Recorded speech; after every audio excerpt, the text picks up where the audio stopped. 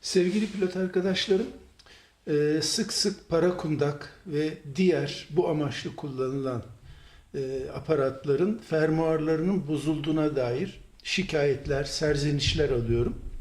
Çok basit bir kullanıcı hatası bu. Giderilmesi de çok basit. Bu konuda sizi bilgilendirmek istedim. Eğer gördüğünüz gibi fermuarın iki tarafı açıkken tutup fermuarı çekerek kapatmaya kalkarsanız bütün yük elcik ya da cursor denilen şu parçaya biniyor ve bunun dişleri kilitleyen şu aralıkları, çeneleri hafif milimetrenin onda biri, onda ikisi kadar aralanıyor.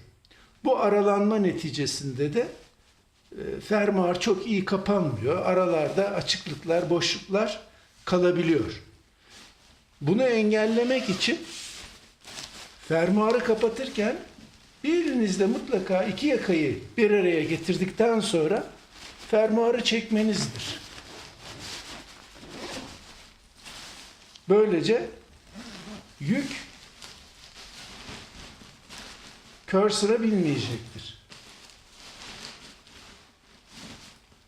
Eğer fermuarınızda bir problem varsa, çektiğiniz zaman şu dişlerde aralık kalıyorsa veya dişler birbirini iyi sıkmıyor, bir süre sonra açılıyorsa çok basit bir şekilde elinize bir pense alıp bu pense ile şu çeneleri belli belirsiz, çok hafifçe cursor fermuar üzerinde hareket edebilecek kadar, çok sıkışmayacak kadar kapatmanızı, sıkıştırmanızı tavsiye ediyorum. Onu da göstereyim size.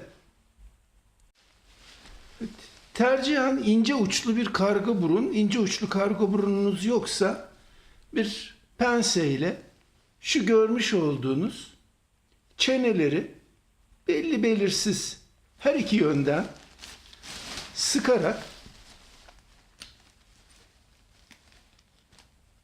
dişleri, çeneleri meydana gelen aralıklarını kapatırsanız karşılaştığınız sorunu çözmüş olursunuz. Fermuarınız tekrar normal kapanmaya, çalışmaya devam edecektir.